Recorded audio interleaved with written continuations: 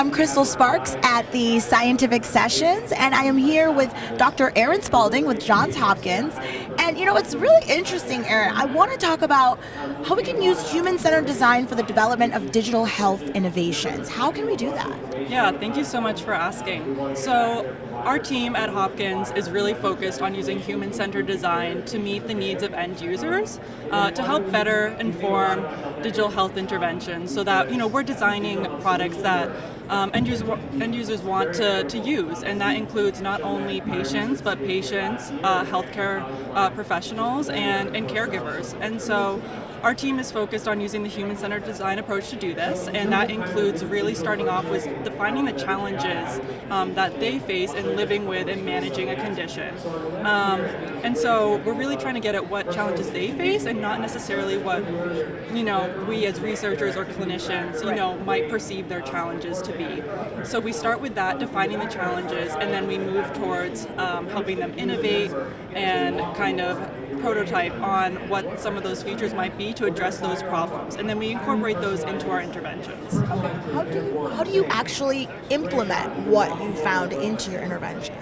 Yeah, so we go through a process where, with the human-centered design approach, that we kind of incorporate their feedback into the intervention, and then once we've done that, then we bring it back to them and say, get their feedback on that, how we did, are there any adjustments we need to make, and then to take it a step further, once we've started to kind of implement these interventions in the clinical setting, we really try and take away the burden from the patients and onboarding to these technologies. So we set up the devices for them, and then we kind of take them through the process of, how do you use the different components of the intervention to their full capacity, and we show them how to do this, and then we have them teach it back. So we're really also addressing digital literacy in that way.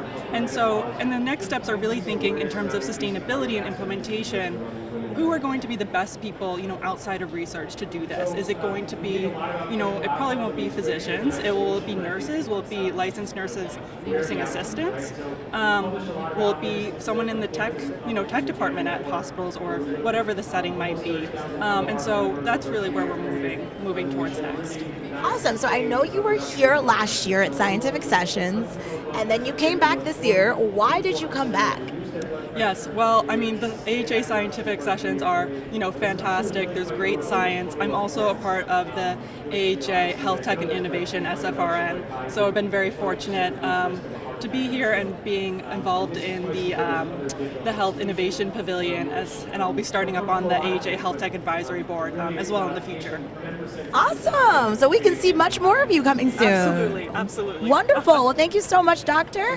For the American Heart Association, I'm Crystal Sparks.